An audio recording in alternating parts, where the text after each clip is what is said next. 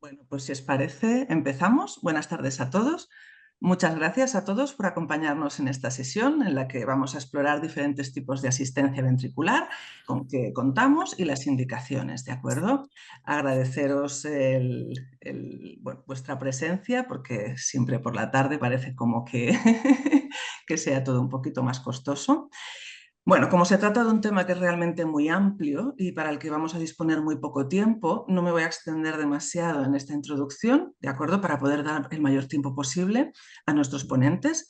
Yo soy Elena, enfermera clínica en el Hospital Clínico de Barcelona, y junto a Alba Villalobos, que es enfermera gestora de casos de insuficiencia cardíaca en el Hospital de Santa Creu y Sant Pau, moderaremos esta sesión.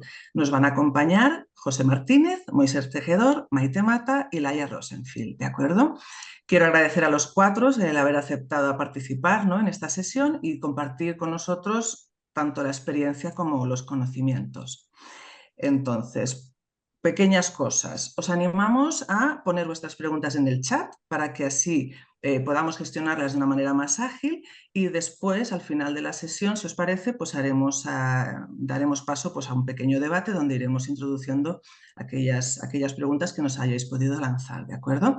También comentaros que la sesión va a quedar grabada y que después quedará colgada en la página web de la AEC.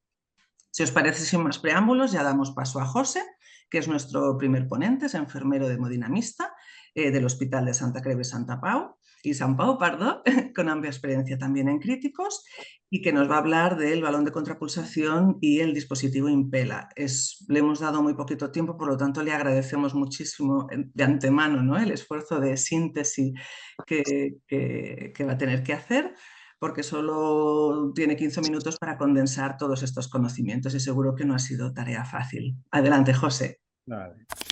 Bueno, buenas tardes a todos. Primero de todo, agradecer la invitación a la Asociación Española de Cardiología y a la Sociedad Catalana de Cardiología.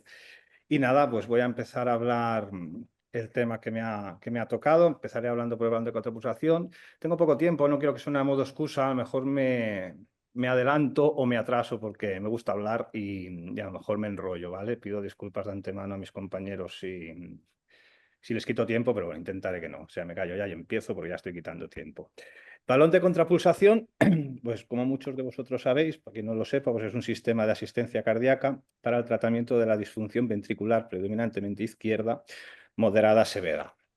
Es una asistencia dentro del tipo ventricular, del tipo de corta duración. Ya hablaremos durante este curso que hay asistencias ventriculares y asistencias circulatorias. Esta es de tipo ventricular. Y la función que tiene es ayudar al ventrículo izquierdo a trabajar mejor, facilitarle ese trabajo a un ventrículo izquierdo que en teoría está apurado. Por eso le hemos puesto esta asistencia. Es el dispositivo más accesible y más utilizado en la práctica clínica. Aquí abajo a la izquierda os he puesto un registro que he encontrado donde podéis ver la diferencia y que el balón, la cantidad de balones que se ponen respecto a Impelas y ECMOs, ¿vale? Que no quiero hablar mal de las otras asistencias, ni mucho menos, pero que es la asistencia que más nos vamos a encontrar en la práctica diaria, ¿vale? En cuanto al balón, a diferentes aspectos técnicos, se trata de un balón de polietileno de unos 30 a 50 centímetros de longitud. Para quien no conozca el catéter, es este globo de aquí, este balón, ¿vale? Que en el extremo distal tiene dos agujeritos, ¿vale? Uno de estos agujeritos conecta la bomba que infla el balón con el gas que le da la máquina, que luego lo veremos, que se infla con el gas helio, por ahí entra el aire. Y la otra luz es para el implante y para monitorizar la tensión arterial, ¿vale? Diferentes tamaños, esto es muy importante, luego veremos una foto, la gente somos de diferentes tamaños, es importante elegir un balón que sea de acuerdo a la talla del paciente, diámetro entre 7,5 y 8 y ocluye un 80 o un 90% el diámetro de la arteria aorta, ¿vale?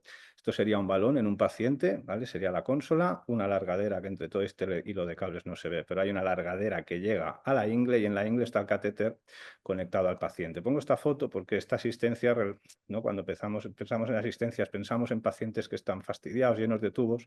Esta no tiene por qué estar el paciente lleno de tubos, pero sí fastidiado. Lo digo porque mucha gente ve este paciente y dice, uy, pues muy apurado no estará. Ojo, que estos pacientes se engañan, como veremos más adelante con este tipo de asistencia.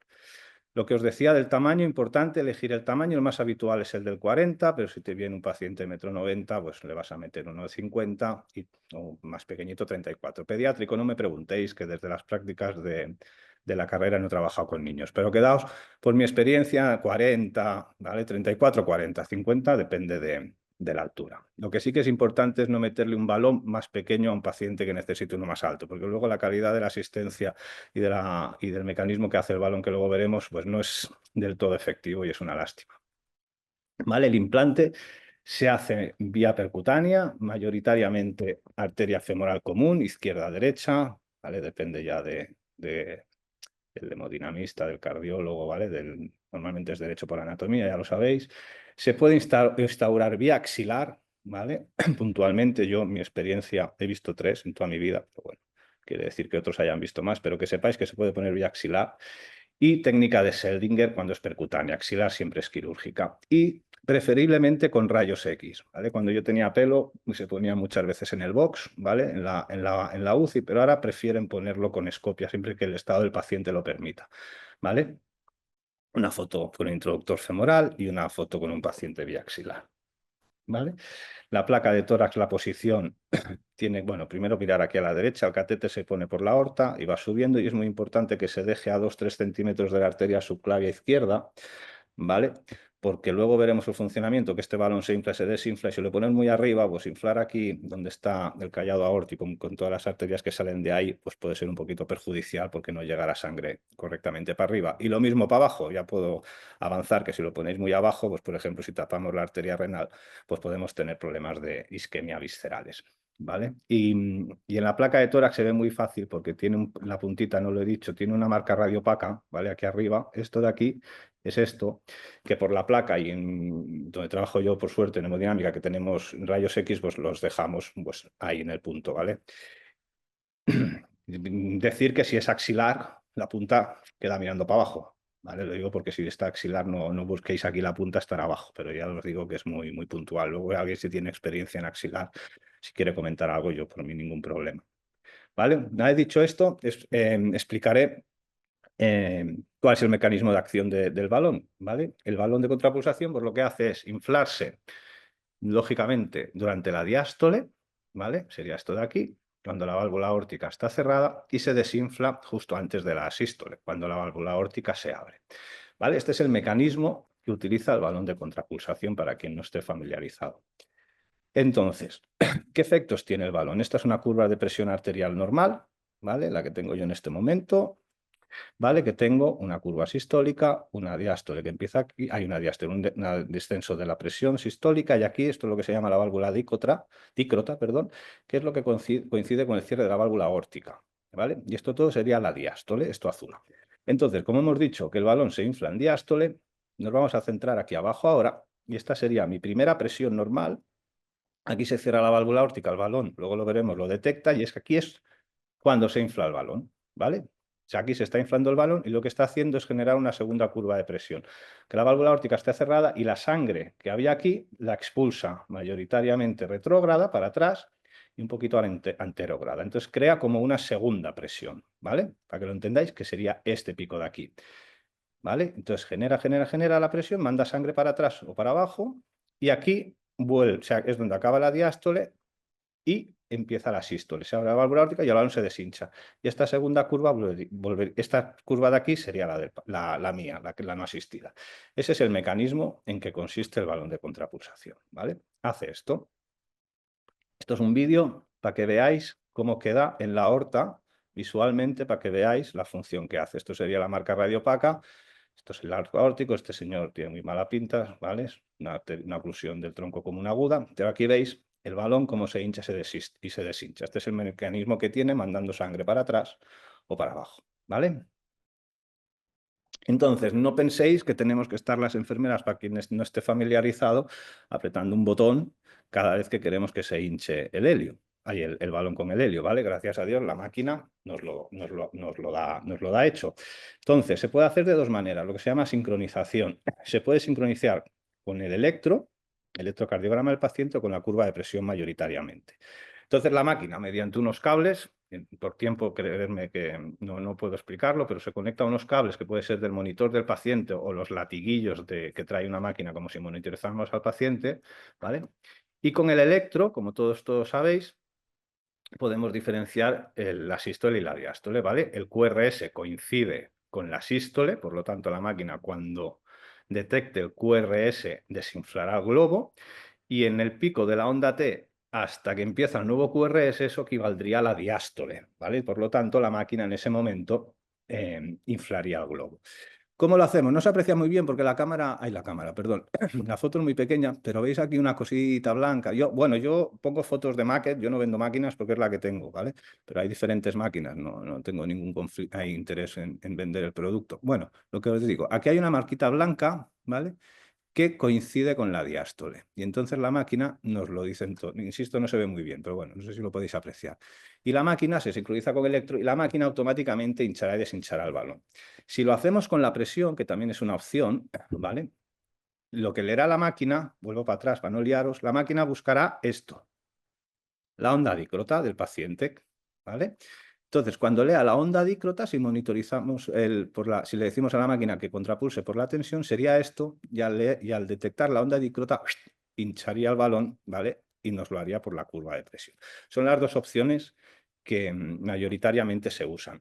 Ahora, hay diferentes balones, ahora han sacado un balón, vuelvo para atrás para marearos, que aquí en la puntita, ¿vale? Tiene un sensor, cuando veáis este naranja, que es fibra óptica que le llaman. Entonces, este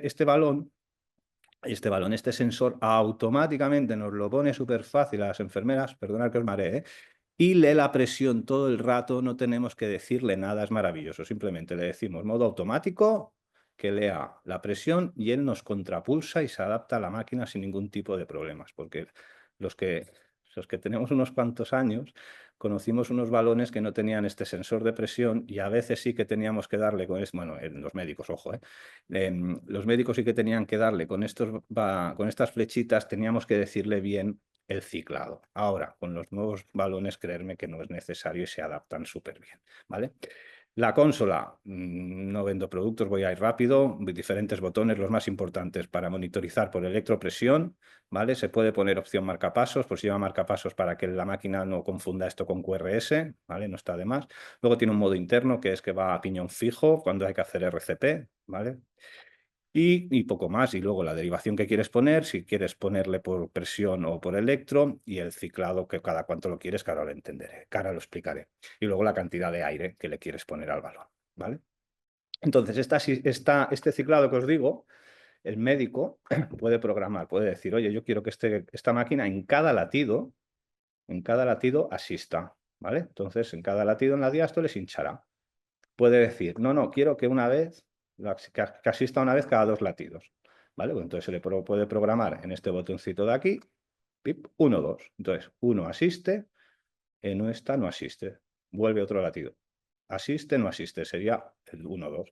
Y luego también puede ser que el médico diga, no, lo quiero 1, 3. Pues sería que asista una vez cada 3 latidos. Asiste, 1, 2, 3, pues este vuelve a asistir, ¿vale? Son los sistemas que puede asistir. Creo que la máquina Arrow, no lo sé muy bien, pero me atrevería a decir que también está la opción 1.4, pero no lo sé seguro, pero voy con todo que creo que sí, ¿vale? Y esto sería la asistencia, la sincronización. 1.3 he de decir que es muy raro tenerlos mucho tiempo en 1.3. Esto es más de cara al destete, al winning. Cuando quieren retirar el balón, pues empezamos así y el paciente mejora, pues poco a poco hay que sacar esta asistencia. Y es la mayoría de veces que lo podemos ver 1.3. Lo más común es 1.1 o 1.2, ¿vale? Entonces, ¿qué efectos tiene el balón? Todo esto que os he explicado. El inflar el balón en sístole, en diástole, perdón. Al inflar esto, si la válvula aórtica está bien cerrada, que luego veremos las contraindicaciones, esta sangre que echa para atrás, olvidemos la que echa para adelante, vamos a centrarnos en atrás. Al inflar, esta sangre entra en diástole, que ya sabéis que es cuando se rellenan las coronarias principalmente, entra una ración extra de sangre oxigenada a las coronarias, ¿vale? Llega un poquito más de oxígeno, dijéramos. Esto a un corazón que está sufriendo, voy a mi terreno, voy a lo fácil, un infarto, pues cuanto más oxígeno le llegue, pues mucho mejor, ¿vale? Entonces es una de las ventajas que pone. Aumenta el flujo coronario y aumenta el flujo sistémico un poquito para atrás, ¿vale? Y el desinflarse en sístole, ¿vale? La válvula aórtica se abre, el ventrículo se va a contraer. ¿Qué hace? Esta sangre que estaba aquí la hemos desplazado, ¿no? Virtualmente para las coronarias, un poquito para el arco aórtico. Imaginaos que la hemos desplazado, que aquí no hay sangre, ¿no? Que se queda sangre, pues para que lo entendáis, pues como no tendrá aquí tanta sangre, habrá menos resistencia, ¿vale? Y este ventrículo que está apuradillo, al eyectar la sangre dirá, hombre, hostia, ahora tengo menos resistencia, entonces facilitará mucho el trabajo cardíaco en un miocardio que está sufriendo. Entonces lo que nos bajará es la poscarga un montón. ¿Vale? Ayudaremos a ese ventrículo, nos dará las gracias, dice, gracias por facilitarme que saque mejor la sangre. Y este es el efecto que aumentará un poquito el gasto cardíaco, ¿vale?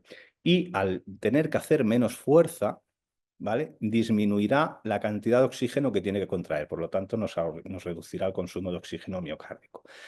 Mejorará la hemodinámica cardíaca, por lo tanto también disminuirán las presiones de llenado, habrá menos congestión pulmonar.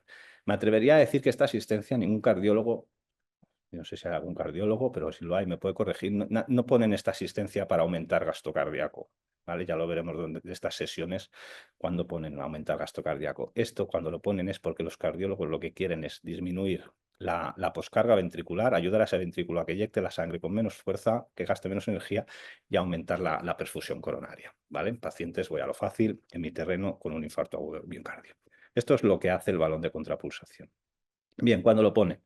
Pues en un infarto con shock cardiogénico, ¿vale? Ya veremos que hay diferentes asistencias y van haciendo escaladas, dijéramos, pero un paciente que tiene un infarto, que tiene disfunción de ventrículo izquierdo, que no necesita mucho de momento, oye, pues podemos poner un balón. Siempre es mejor ir de atrás para adelante que de adelante para atrás. Pueden poner también un shock en una complicación mecánica en infarto. La clásica es la rotura de los músculos papilares de la mitral, ¿vale? Te puede hacer un edema agudo pulmonar en momentos. Lo que quieren es disminuir la poscarga y que ese ventrículo saque bien saque mejor esa sangre para evitar el edema agudo pulmón. Un shock cardiogénico de origen no isquémico, la miocarditis, por ejemplo, lo veremos durante esta sesión. Es muy habitual, bueno, muy habitual, es frecuente poner un balón de contrapulsación en pacientes que lleven una ECMO, ya lo explicará mi compañero más adelante. Pacientes que tienen angina, que no se les pasa a pesar del tratamiento médico óptimo y que están esperando cirugía porque han decidido cirugía en vez de stents, pues se le puede poner un balón de contrapulsación, no porque tenga una disfunción, sino porque como oxigenamos mejor el miocardio, pueden hacer mucha menos angina hasta esperar a la cirugía cardíaca. Cuando nos viene este caso de aquí, ¿vale? Hacemos un caso y encontramos esto, un tronco común critiquísimo, pues podemos poner un balón para facilitarnos el trabajo, para evitar si hay algún problema que esté asistido en este ventrículo, para salir de cirugía cardíaca, de cirugía cardíaca, perdón, de circulación extracorpórea en cirugía cardíaca, también es muy frecuente poner algún tipo de asistencia, nos podemos encontrar el balón. Y antes, cuando yo tenía pelo, tenía mucha importancia, como puede dar trasplante, pero ahora poco a poco con los nuevos dispositivos no tiene tanta importancia de cara al trasplante, pero bueno, que sepáis que también puede ser una indicación. Contraindicaciones e insuficiencia aórtica severa. Si tú llenas un balón y por aquí no se cierra bien y le entra sangre al ventrículo, le estará entrando sangre tanto por la válvula mitral que estamos en diástole y por la válvula aórtica. Por lo tanto, habrá una sobrecarga ventricular y eso no nos interesa en un ventrículo que está apurado. Lógicamente, si hay una disección de aorta, también pues, no se va a aventurar un paciente a poner un balón a darle golpes a la pared de la aorta en cada latido. Y también relativa, la he puesto aquí en absoluta, pero también entre comillas puede ser relativa dependiendo del tamaño cuando haya neurismas abdominales o torácicos. Relativas también puede ser arteriopatía periférica, pacientes que no tengan las ingles para subir catéteres, paciente con alguna coagulopatía grave, insuficiencia aórtica moderada se podría poner, pacientes con taquiarritmias incontrolables está descartado, bueno, se puede estar descartado, perdón, y sépticos, ¿vale? En cuanto a complicaciones que nos podemos encontrar, isquemia de la extremidad, recordemos que esto se pone por la femoral, ¿vale? Pues vamos a poner un tubo de 7-8 French por la femoral que puede comprometer el flujo. Aquí os he puesto una diapositiva que encontré para que veáis la relación entre un catéter de 7 French o 8 con una arteria 5 milímetros. Ocupa poco, pero bueno, cosas así las he visto y me acuerdo perfectamente de este paciente. Puede provocar isquemias viscerales, por lo que os he comentado antes, si está muy arriba o muy abajo, hematomas, sangrados, pseudoneurismas al retirarlo, puede infectar como todo tubo que tengamos dentro, puede haber hemolisis o plaquetopenia, se puede llegar a romper el balón si es un paciente, imaginaos que hay calcificación por aquí, pues estar dando un golpe, pin, pin, pin cada latido puede llegar a romperse, ¿vale? Que el diagnóstico es muy fácil. Si veis sangre por donde entra el helio, que es por lo que se llena el balón en el tubo, quiere decir que hay una rotura del balón. De todas maneras, la consola también te lo dice, te avisa en plan, pérdida de gas rápido, revísela, ¿vale? Puede haber una disección, que es esto que he encontrado aquí, ¿vale? Mala suerte, puede pasar. Y una perforación aórtica, que en nuestro centro tuvimos una hace poco y es la única que he visto, ¿vale? Y luego alguien se ha visto más, pues lo puede compartir, ¿vale? Entonces, como pros y contras, pero lo bueno que tiene es que están muchos centros, que es amplia disponibilidad, no hay ECMOs, ni Impelas, ni Levitronis en todos los hospitales, pero es fácil encontrar un balón que te puede sacar de un apuro, siempre y cuando lo sepa poner y manejar. Es un implante fácil y rápido, creedme, para quien no lo haya visto. En hemodinámica es un momento, en la coro es un poco, hay una unidad coronaria o la UCI es un poco más complicado, pero más de tiempo, pero bueno, y no tienes los rayos X, pero se puede llegar a poner. Y he puesto pocas complicaciones, pero las tiene, pero pocas complicaciones me refiero en comparación con las otras, pero no penséis que no las tiene, porque las tiene. En contra, que te da un soporte hemodinámico discreto, ¿vale? Te aumenta 0,5, 1 litro, más o menos el gasto cardíaco, y que dependemos de la frecuencia cardíaca del paciente, ¿vale? Que no va con una bomba que nos da igual, entre comillas, la frecuencia cardíaca al paciente. Como conclusión, pues me atrevería a decir que es la asistencia más amplio uso, fácil de implantar, barata, en temas económicos ya sabéis que la sanidad lo miramos, ampliamente disponible.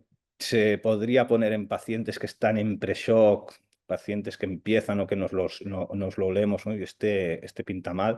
Luego ahora veréis con el Impela que cuando están chocados ya van directo al Impela a otras asistencias, pero este no lo ponen cuando está muy chocado, es para prevenir, por si acaso, ¿vale? En mi centro, mi terreno lo ponemos mucho cuando es una angioplastia, sabemos que es complicada y que tiene un poquito de disfunción, pues vamos a ponerle el balón, tampoco vamos a poner una asistencia más compleja.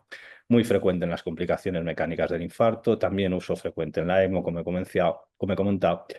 Y a nivel de enfermería no me ha dado tiempo, no es excusa, pero no penséis que es una asistencia de mirar y los cables, no, hay que estar pendiente, mirar que la contrapulsación sea bien, ¿vale? Y hay que mirar unas cuantas cosas, que esté bien fijado, que no se desplace, pero no he podido explicaroslo por tiempo, ¿vale? Y hasta aquí el balón. Y ahora pasaría al Impela, ¿vale? El Impela es una asistencia, ¿vale? Que consiste en un catéter que incorpora una bomba intravascular insertada dentro del ventrículo izquierdo, ¿vale? Es un catéter que pone aquí, y aquí hay una bomba que hace una cosita que luego veremos. Es una asistencia univentricular, circulatoria, de este tipo, en este caso circulatoria, y de corta duración, que la casa comercial te dice 5 días, pero bueno, 5 o 10 días, dependiendo un poquito del caso. La bomba, que esto de aquí, impulsa sangre a través del catéter desde el ventrículo hasta la aorta. La consola controla automáticamente la velocidad y el flujo. Cuanto más flujo, pues más gasto cardíaco, ¿vale? Lo siento, pero voy a ir un poquito a full, ¿vale? Entonces, el Impela es una cánula que se sitúa en la válvula, a través de la válvula aórtica, y una parte queda en el ventrículo y otra parte en la aorta. El inlet, que se le llama, que es por donde entra la sangre, está en el ventrículo, y el outlet, o output, pone aquí, está en la aorta. Y aquí hay una bomba, que es como la hélice de un barco, que gira muy rápido y nos expulsa la sangre a la aorta. Y esto sí que nos genera un gasto bastante alto, ¿vale? Es muy dependiente de la precarga y la poscarga. Aquí, si no hay una volemia o si, por ejemplo, tiene una hipertrófica, aquí sí que necesitamos que haya sangre para que esto funcione. Si no hay sangre, no hay gasto. No depende del ritmo cardíaco, es una ventaja que tiene. Nos da igual que esté bradicárdico o taquicárdico, aquí nos aseguramos un gasto. Y está indicado en la disfunción del ventrículo izquierdo. Pero una cosa mala que tiene es que tenemos que tener un derecho conservado, ¿vale? Nos tiene que llegar aquí chicha. Si el derecho no nos llega sangre, el Impela nos dará problemas, ¿vale? Y a nivel de gasto nos puede llegar a proporcionar un gasto de 4,3 litros por minuto, ¿vale? Vídeo, lo paso un poquito de inserción, ¿vale? Subimos por la aorta, a través de una guía, lo dejamos en el ventrículo, y ahora va a hacer todo lo que he dicho para que lo veáis visualmente. Se deja una marquita en la válvula aórtica, que es radiopaca, chupa sangre por aquí y la saca por la aorta, ¿vale? A través del motor, ¿vale? Esto es un vídeo casero de un curso que me pareció muy didáctico, para que veáis la potencia que tiene el Impel, ¿vale? El audio se me ha colado, pensaba que era sin audio. Vale, entonces, ¿esto que hace el Impela? ¿Qué hace? Nos aumenta el flujo, nos aumenta la tensión arterial media, por lo tanto nos aumentará el gasto cardíaco. Y al vaciarnos este ventrículo, tanto que está apurado porque le hemos puesto una asistencia un poquito más seria ya que el balón, al vaciarnos ese ventrículo de sangre, no de sangre, de trabajo, la pared del ventrículo nos lo agradecerá, se contraerá mejor, ¿vale? Y lo mismo que antes, disminuirá la demanda de oxígeno y nos llegará más oxígeno porque también nos aumenta la perfusión coronaria. Esto lo que hace es descargar el ventrículo izquierdo de una manera espectacular. Hace descansar el ventrículo mientras la máquina hace todo. Luego en la ECMO también supongo que nos lo explicarán porque es bastante habitual bueno, sí, su uso en ECMO. ¿Qué tiene? Un catéter, un sistema de purga y una consola. ¿Vale? Pone un suerete por aquí, glucosado, que va a la bomba y luego al catéter. El suerete es para que no entre sangre al motor, ¿vale? La sangre va para este lado, de izquierda a derecha, y el suero va de derecha a izquierda. Es para evitar que entre sangre, se coagule y se nos manche el motor, ahí se nos fastidie el motor, ¿vale? Suele ser con suero glucosado. En la pantalla, voy por faena, nos saldrá este es el modelo viejo, este es el nuevo, la presión de aorta, la corriente de motor, que tiene que ser así ondulada, ¿vale? Y en la versión nueva nos pondrá la presión telediastólica. La aorta, lo tengo que explicar, no lo he explicado, la coge de aquí. Tiene un sensor justo a la salida de la hélice, que es lo que está aquí, ¿vale? Que nos da esta presión de aorta, ¿vale? Por lo tanto, tenemos la presión de aórtica, la presión de corriente de motor que nos indica cómo funciona el motor y el gasto cardíaco que nos da, ¿vale? Más cositas, pero voy por faena. Diferentes impelas, lo más habitual, el CP con Smart Assist y el 5.5, ¿vale? Que este es disección quirúrgica. En unidades de críticos, hemodinámica y críticos, lo más habitual es esto. Se puede poner percutáneo o quirúrgico, y si es percutáneo habitualmente es femoral, y quirúrgico se puede llegar a poner femoral o axilar, ¿vale? Lo más habitual es femoral. En la placa de tórax se verá así, este es el catéter del Impela, hay una marca radiopaca que tiene que coincidir con la válvula aórtica, ¿vale? Y en la eco se ve así, aquí chuparía la sangre y aquí estaría saliendo a la aorta. Esto no puede estar dentro del ventrículo porque si chupa la sangre del ventrículo y la devuelve al ventrículo, lo que estamos haciendo es dilatar el ventrículo y viceversa, tiene que estar bien colocado. Esto os aseguro por experiencia que por eco y escopia se deja bien colocado. ¿Cuándo se pone? Pues angioplastias coronarias electivas o urgente en pacientes de alto riesgo con enfermedad coronaria severa y FEBIS deprimidas, angioplastia coronaria urgente en pacientes con un shock cardiogénico postinfarto, soporte circulatorio en shock cardiogénico en paciente con disfunción ventricular izquierda no isquémica, shock cardiogénico refractario, puede ser pacientes que acaben en TC o en asistencias de larga duración y el médico las pone de cara a esto ya, porque luego hay que hacer un upgrade, un ascenso en tema asistencia, en soporte circulatorio en pacientes con tormentas arrítmicas en un procedimiento de ablación, para que los médicos estén tranquilos porque se aseguran un gasto cardíaco, y en la ECMO para descargar ventrículo izquierdo, ¿vale? Un poquito más alto en la escala SCAI, la indicación del Impela, contraindicaciones, lógicamente, si tenemos una prótesis mecánica posible, estenosis aórtica severa, tampoco se puede poner porque si no tapamos el agujerito del todo de la válvula aórtica y el ventrículo hace así porque no puede sacar la sangre y se dilata más. Insuficiencia aórtica severa también está contraindicado, una CIV, hipertróficas, aneurismas, disecciones de aorta. Muy importante esta, antes de poner un Impela hay que mirar que no haya un trombo, porque si hay un trombo y ponemos una bomba ya sabéis dónde acaba, en la aorta, tenemos el ictus. También muy dependiente del ventrículo derecho. Si hay un fallo de ventrículo derecho, tirarían por una ECMO y luego problemas vasculares. Esto es una arteria normal, pues en esta arteria es un paciente, es un French 14, que luego baja al 9 en la UCI, pues si son arterias complicadas, lógicamente no las va, complicadas de tamaño, no se van a meter en esto porque luego pueden dar problemas, como puede ser la isquemia. Lo más habitual es el sangrado, hemolisis también es bastante frecuente. Desplazamiento del dispositivo, esto aquí os lo he puesto, si este dispositivo, la salida de la sangre, entra dentro del ventrículo, que nos lo dice la máquina, ¿vale? Este exceso de volumen que le está entrando, pues el ventrículo dirá, no estoy haciendo nada porque no estamos sacando sangre a la aorta, ¿vale? En arritmias ventriculares puede ser que el pigtail que pone en la punta toque el ventrículo, nos pueden dar arritmias, infecciones y problemas neurológicos. Y aquí os he puesto la foto comparado con el balón para que veáis que en una arteria de 5 o 6, que es el diámetro mínimo para poner el Impela, pues imaginar el tamaño que hay y el compromiso que hay. Pros y contras, pues pros, que es percutáneo, que es poco invasivo comparado con otras asistencias, que creedme que es rápido de montar en hemodinámica, que es donde se suelen poner. Es rápida exerción y se empieza muy rápido el soporte y descarga rápidamente el ventrículo izquierdo. Malo, contras, que no tienes, no soporta el ventrículo derecho, no oxigena, el paciente tiene que estar muy inmóvil, más que con el balón, duración limitada, complicaciones vasculares de las extremidades inferiores y mejor flujo que otras asistencias circulatorias que veremos ahora. Como conclusión, asistencia circulatoria de corta duración, de inserción rápida y sencilla y puesta en marcha rápida. Creerme por experiencia que entre que lo dicen y está en marcha 10 minutos, ¿vale? Relativamente rápido. Proporciona entre 3,5 y 4 litros por minuto. Ofrece buen soporte hemodinámico, muy buen soporte hemodinámico que permite trabajar mejor a la gente, más tranquilos, tanto en shock cardiogénicos como en angioplastias de alta complejidad con FEBI reducida. Y es una herramienta útil en el shock cardiogénico incipiente y necesaria, y creo que es necesario tenerlo en centros que tengan programas de código infarto y trasplante cardíaco.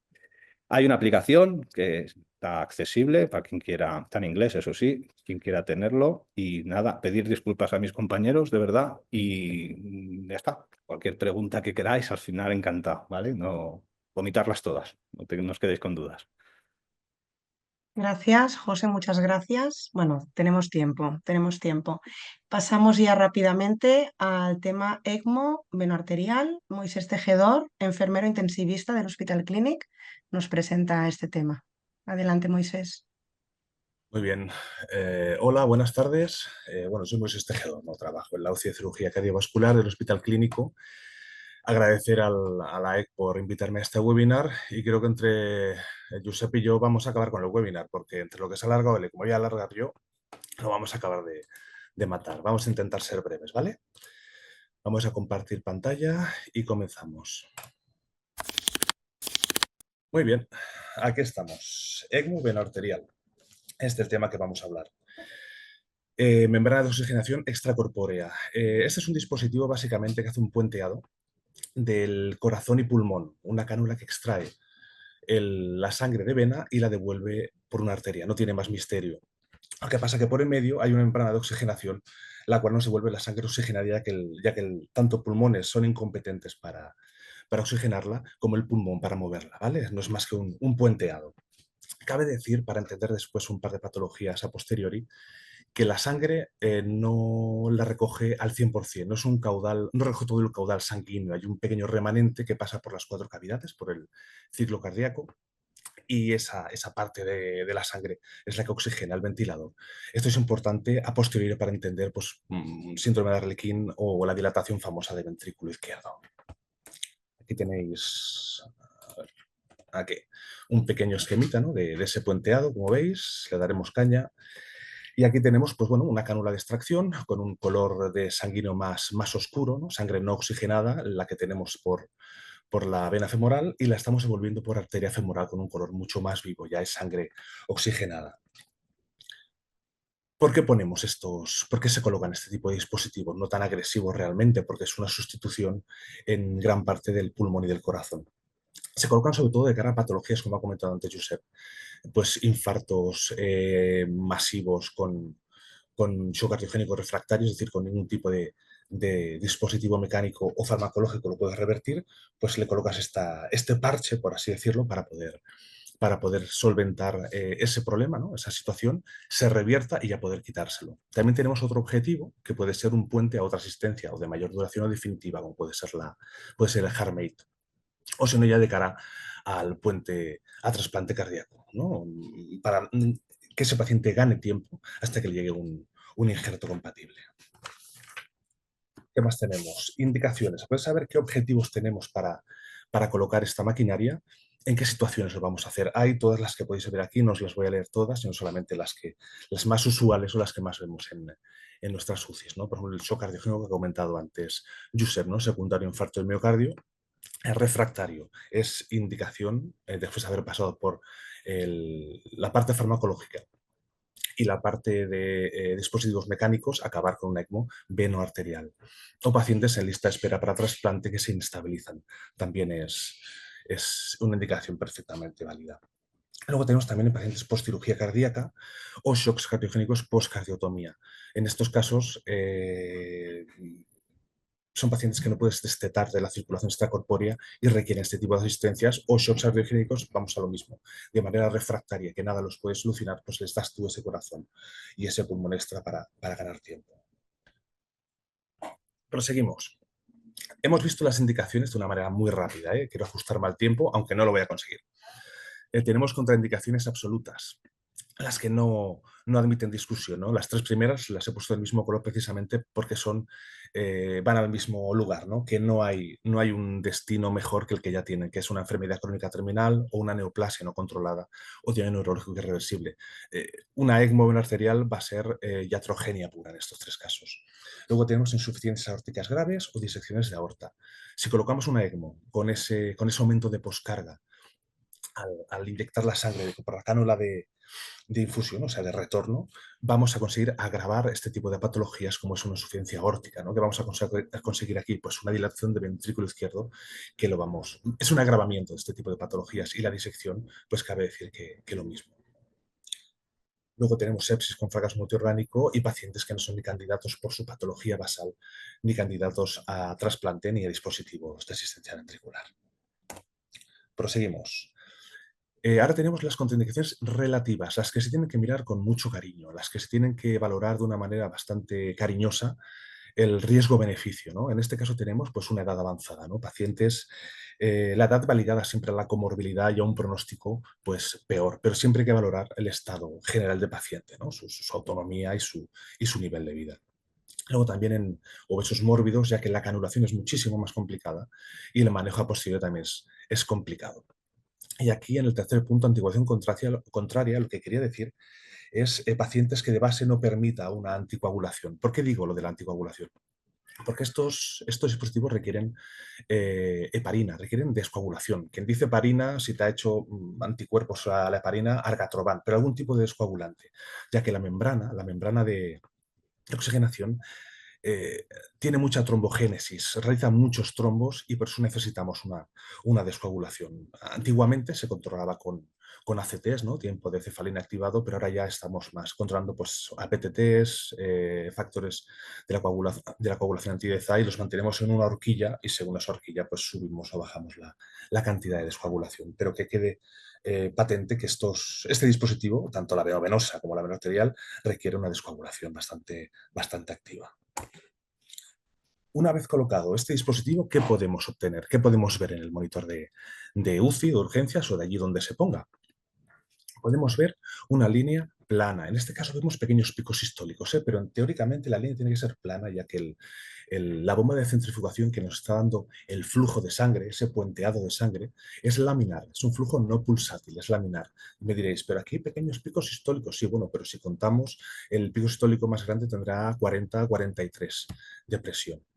¿Eso qué es? Cuando el ventrículo izquierdo está logrando vencer la válvula aórtica de manera ligera, lo cual ya nos va bien para que desfogue un poco la sangre del ventrículo izquierdo, si eso nos puede dilatar.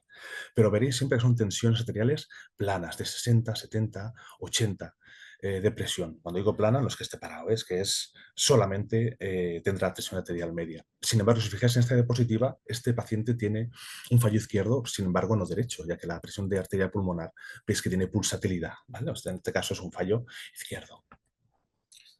Muy bien, proseguimos. ¿Y cómo podemos canularla? ¿Cómo se puede canular este tipo de máquinas? Pues de manera periférica. ¿Qué significa periférica? Una ECMO RCP, un paciente parado en la UCI o en urgencias, puedes actuar de manera directa canulando las femorales, la vena y la arteria femoral. Y sacas sangre de una y la metes por arteria. La única pega es el flujo, el tipo de flujo que tiene, que es retrógrado, es decir, de pies a cabeza. Es la flechita negra que veis. Le salva la vida al paciente, pero tiene sus complicaciones. Pero el flujo es retrógrado, de abajo hacia arriba. Sin embargo, la de canulación central, la que se coloca en quirófano, el flujo que tiene es anterógrado. ¿Por qué? Porque estamos canulando aurícula derecha, pues a través de cava, y reinfundiendo con la cánula de retorno aorta ascendente. En este caso es mucho más fisiológico. El flujo de sangre irá de cabeza a pies, de arriba para abajo. Es mucho más fisiológico, mucho más natural. Y podemos tener pacientes que nos suban a la UCI pues, con el tórax abierto o el tórax cerrado, depende de las necesidades quirúrgicas que haya a futuro. De hecho, el caso que veis ahora es un paciente con el pecho abierto, es decir, el tórax abierto y con unas cánulas, la de extracción, con la línea azul, con la flecha azul y la de retorno con la flecha roja, ¿no? Es más que para que veáis lo que os encontraréis si es que alguna vez lleguéis a ver, o si no lo habéis visto ya, este tipo de pacientes. Y la siguiente es una canulación periférica, por femoral, pero aquí lo que me interesa no es que veáis la cánula de retorno, sino la posible complicación que pueda haber. Tú cuando canulas, el médico cuando canula una arteria femoral puede ocupar todo el vaso con estas cánulas que son bastante gordas, bastante más grandes que puede ser un balón de contrapulsación, y ya el balón de contrapulsación puede hacer una coartación de esta extremidad. Lo que quiero decir es, lo que se suele hacer es una especie de puenteado de esta cánula de retorno de sangre, y colocaríamos una cánula de reperfusión de la extremidad exclusivamente, como veis en el dibujo que hay a la derecha, en el que la cánula de reperfusión está irrigando el miembro que podría en muchísimas ocasiones poderse coartar, poderse isquemizar. Proseguimos. ¿Y qué máquinas son estas, no? Bueno, hay diversos tipos. Estas son las máquinas de corta duración, la CardioGel por la Rotaflow, pero lo que nos importa, aquí se pueden ver muchos números, pero sobre todo son dos, que es las revoluciones por minuto, como veis en el numerito de abajo, en este caso son 3060, es a la velocidad que gira la bomba de centrifugación, la campana, y eso mueve una cantidad de sangre, ¿no? Unos litros por minuto. Es la cantidad de sangre que le está dando la máquina al paciente. En este caso, 2,84 litros por minuto, ¿no? Es como el gasto cardíaco de toda la vida, litros por minuto. Porque este gasto cardíaco obviamente se ve modificado si subes o bajas las revoluciones, o depende también de la volemia del paciente. Entonces tú puedes tener unas revoluciones fijas y la volemia y el flujo que tú le vas dando subir o bajar dependiendo, pues eso, de la volemia o hay un exceso de revoluciones que ahora más adelante hablaremos. Aquí quería que vieseis, para que quede constancia, como es una campana de centrifugación, que es la que veis a mano izquierda, ¿vale? Es un juego de imanes, es magnético y va girando las revoluciones que tú mismo le quieres dar. Y la membrana de la derecha, membrana de oxigenación, que en este caso es azul porque es veno-venosa. Quería que vieseis la diferencia entre la veno-venosa, bueno, la diferencia, para que vieseis que existe, ¿eh? El color azul para la vena-vena, y para las venoarteriales son de color rojo las membranas. En este caso teníamos una CardioGel con una membrana que está, es vena arterial, que me lío. Lo que esta diapositiva quería mostrar es la bomba manual. Precisamente en la parte de arriba tenemos una campana de centrifugación, pero esta vez manual. Por si a posteriori hubiese algún fallo, tanto de bomba como de consola, se debería traspasar la membrana a esta bomba manual y darle manivela hasta que una consola nueva pues, pudiese ser utilizada.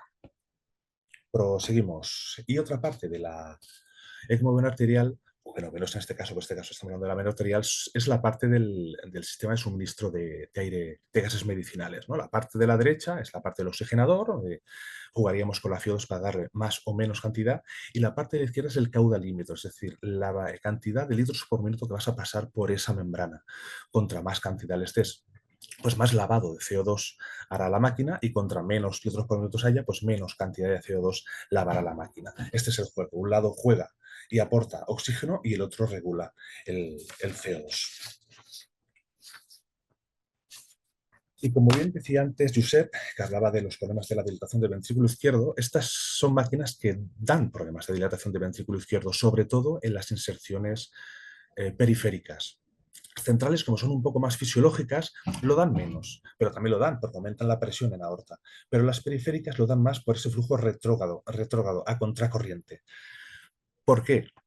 Eso dilata el ventrículo izquierdo, sobre todo en ECMOs venoarteriales periféricas. Estamos aumentando la presión de aorta con un flujo además que va en contra de la apertura de la válvula aórtica. Es decir, un flujo retrógrado que está aumentando la poscarga del ventrículo izquierdo. Si aumentamos esa poscarga, el ventrículo izquierdo, que es un ventrículo izquierdo tocado porque ha requerido la implantación de una ECMO, le cuesta abrir la válvula aórtica, y si además subimos la presión, le cuesta infinitamente más. Por lo tanto, esa sangre remanente que no recoge la ECMO de cava pasa por todas las cavidades cardíacas y se acaba atorando en ventrículo izquierdo, provocando esa dilatación, ¿no? Por la presión, por el aumento de la presión de la presión telediastólica del ventrículo izquierdo. No es más que un aumento de la presión porque no se deja abrir la compuerta, no tiene fuerza para abrir esa compuerta. Pues qué problemón, ¿no? Bueno, hay soluciones, hay soluciones. ¿Cuáles pueden haber? Pues la farmacológica. Vamos a darle más fuerza a ese ventrículo vamos a ponerle drogas inotrópicas para que sea capaz de abrirlo ligeramente para que desfogue, para que ventile de sangre ese ventrículo. O también lo que eso nos ayuda a desfogar ese ventrículo izquierdo es tanto el balón de contrapulsación como el impela que nos comentaba Josep.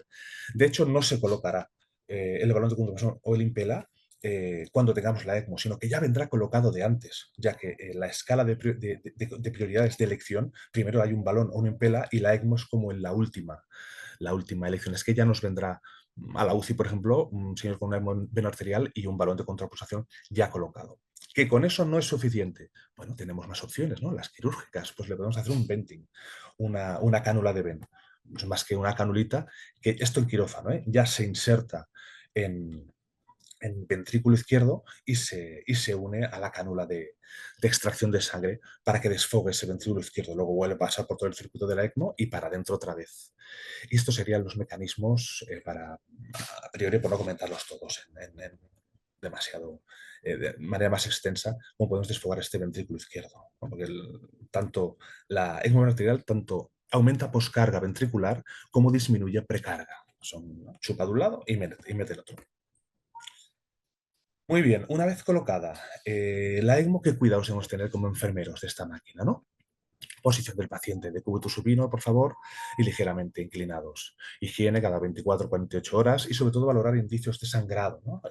Signos hemorrágicos, sonda nasogástrica y deposiciones, ya que este paciente va a estar con una perfusión de heparina o de argatroban y que no se nos vaya a empezar a realizar una hemorragia interna que no veamos ni detectemos. Reducir estas manipulaciones de riesgo, como puede ser higienes orales, extracción de secreciones, minimizarlas, no digo no hacerlas, digo minimizarlas. Y movilizar en bloque al paciente o si tiene tórax abierto, pues con grúa. ¿Y qué deberíamos monitorizar? No voy a comentar absolutamente todos, sino los más concretos. Monitorizar en este tipo de pacientes, ¿no? Pues pulsioximetría o el catéter arterial. ¿Dónde debería estar colocado? En la extremidad que está más alejada de la cánula de retorno, ¿no? De la zona de retorno de sangre oxigenada. ¿Por qué? Porque si por ejemplo, tenemos el pulso y la mano izquierda o el catéter arterial radial izquierdo, esa va a ser la zona más hiperoxigenada del paciente y no será fiable para valorar la oxigenación a nivel de todo el organismo. Por lo tanto, sí se puede, porque a veces no se puede, debe ser la mano derecha en la que tengamos pulso y catéter arterial. También nos interesa la oximetría cerebral no invasiva y monitorizar saturación en extremidades inferiores. Monitorizaremos también monitorización neurológica, ¿no? Vistas, supresión horaria, pupilas.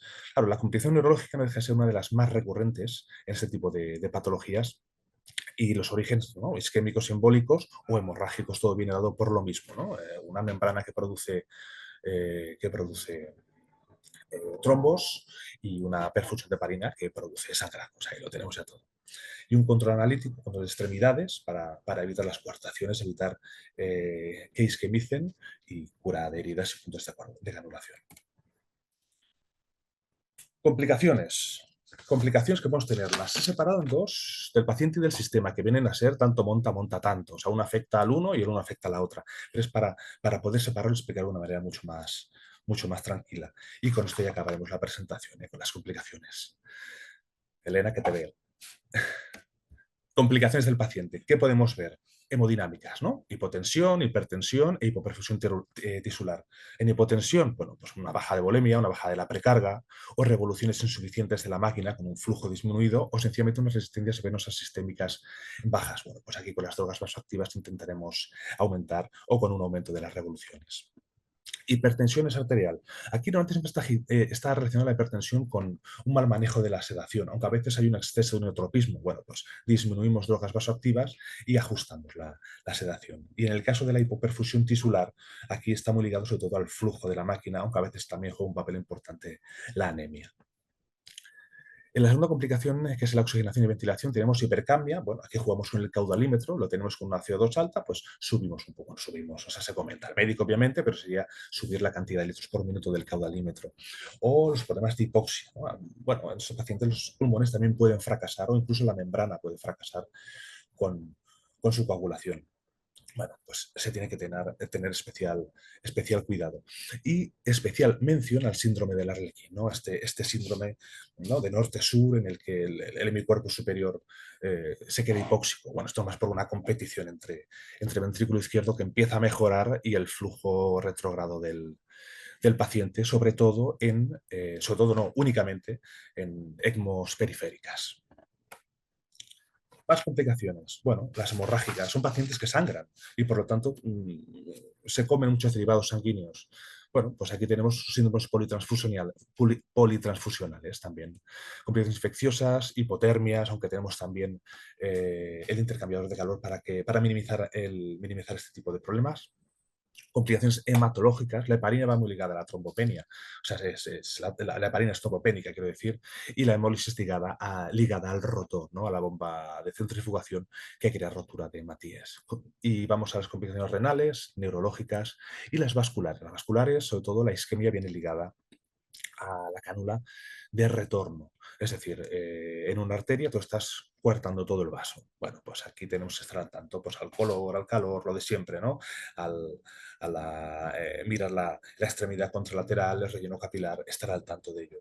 Y en el caso del edema sería lo mismo, pero al revés. Es decir, va ligado a la cánula de extracción, la venosa, ¿no? También puede coartar toda la vena, todo el vaso. Hay que estar al tanto, pues, de edemas, de síndromes compartimentales, estar al tanto de allí donde esté canulada, que no haya ningún problema de edema o de coartación. Proseguimos y con esto ya acabamos. Pues son las complicaciones del sistema. Tenemos problemas, pueden ser disfunción de la bomba, como he dicho antes, sería cambiar la membrana a la bomba manual y darle manivela. Disfunción de mezclador de gases, esto probablemente tiene problemas porque suele ser un problema de conexiones, no tiene más. Sé que te queda poquito, pero por favor, que si no los demás no van a tener tiempo para... ¿Vale? Voy para Gracias. allá, ya estoy acabando.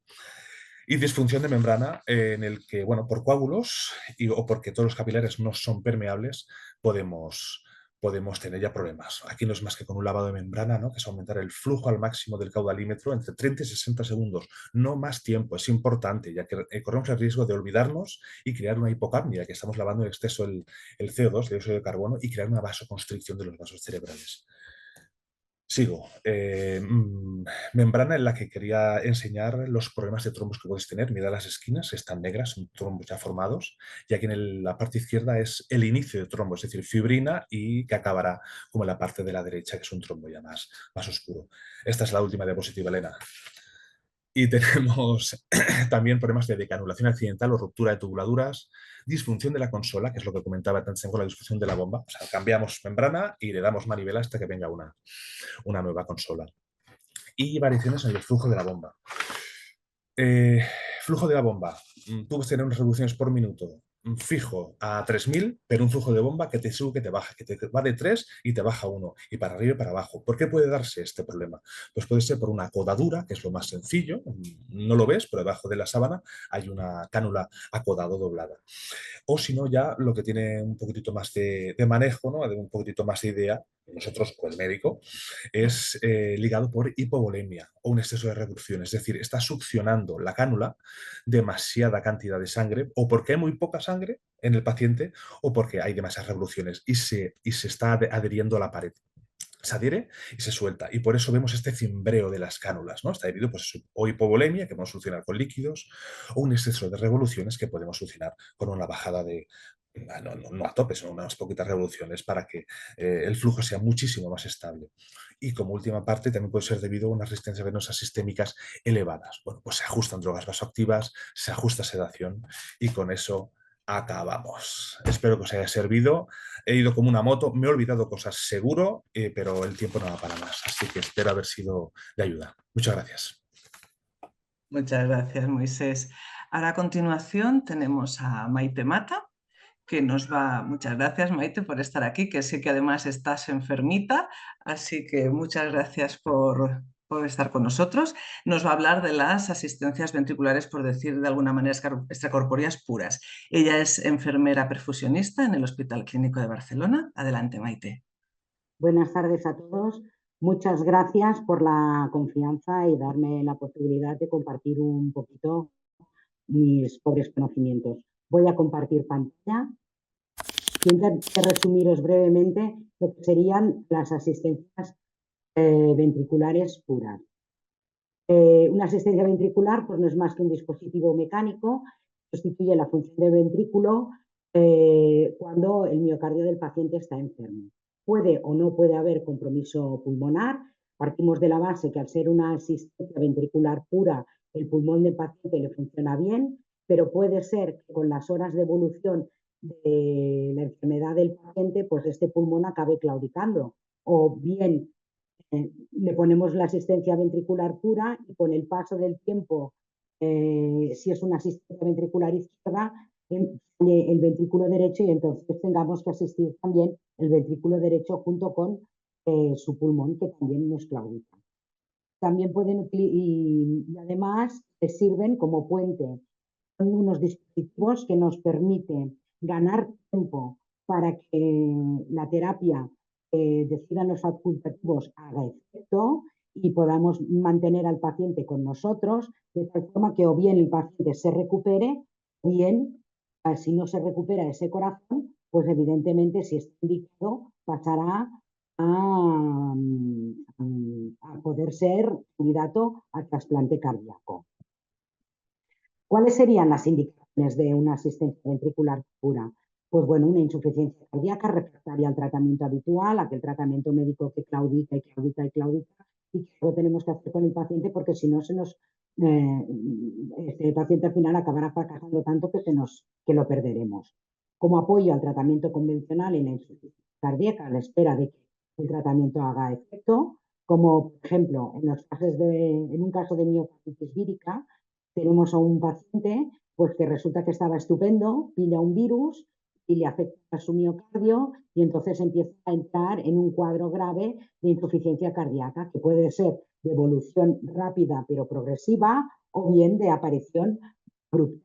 Entonces, es una persona, entre comillas, que estaba sana, sus pulmones están bien y lo que le está fallando es el ventrículo izquierdo o el ventrículo derecho o ambos dos ventrículos en función de la gravedad y del daño que el dichoso virus le haya hecho a su miocardio. Entonces, de entrada a este paciente le pondríamos una asistencia ventricular a la espera de que una vez haya pasado el pico infeccioso, este corazón se recupere porque era un corazón sano, normalmente suele suceder en personas jóvenes y se le pueda retirar.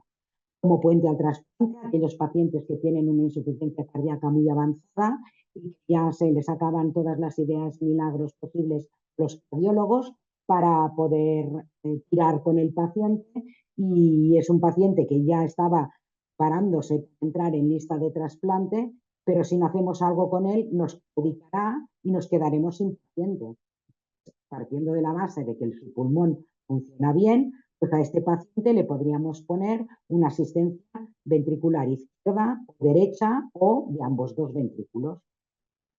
Puede que un paciente que se opera de cirugía cardíaca aparezca una complicación durante el procedimiento quirúrgico, esté inesperada y esté muchísimo más rato en quirófano de lo deseado y aquello se convierte en un mare magnum de problemas, porque ya sabéis que cuando aparece una complicación van una detrás de otra, pues entonces a la hora de salir de quirófano ese corazón claudique y necesite un tipo de soporte para poder darle un cierto reposo a ese corazón y que progresivamente vaya recuperando y luego poder retirársela. Bien, puede ser que un paciente que tiene una insuficiencia cardíaca que entra en estudio de pretrasplante, resulta que este señor, pues porque tiene un subgrupo sanguíneo muy raro y muy extraño o porque tiene una edad muy avanzada, pues no es candidato a ser trasplantado. Y entonces aquí hay dos opciones. O le decimos al señor que se arregle los papelitos y dé las llaves del nicho a la familia, o bien podemos darle hoy en día una alternativa, son las asistencias ventriculares de larga duración o definitivas. Una vez implantada, el paciente puede hacer una vida completamente normal, ir en bicicleta, viajar, incluso ir de viaje. Yo tuve una experiencia, estuve visitando un hospital en Gante, en Bélgica, y el centro de insuficiencia cardíaca avanzada y el tratamiento de todos los soportes de larga duración los controlaban mis compañeros percusionistas. Entonces tuve la suerte de poder estar en una de las consultas y nos entró una abuelita muy mona que llevaba una asistencia biventricular y para su revisión. Y entonces, luego os enseñaré una foto, era muy mona la abuelita porque se desabrochó la blusa para enseñarnos dónde tenía puestas las asistencias y controlar la herida. Se había hecho con ganchillo unas especie de cazuelas para cubrir los dos ventrículos artificiales y que no le rozaran la piel. Entonces, yo pregunté a mis compañeros, bueno, esta señora, dice, sí, esta señora está en espera de trasplante, pero lo que aún ella no sabe es que no se la puede trasplantar, porque tiene un subgrupo sanguíneo muy extraño y no vamos a encontrar un donante idóneo para él. Pero es curioso cómo pueden hacer una vida completamente normal estos pacientes. Las contraindicaciones, bueno, ya sabéis todas que en medicina 2 y 2 son 4 y me llevo una, entonces todas estas contraindicaciones son muy relativas. De hecho, a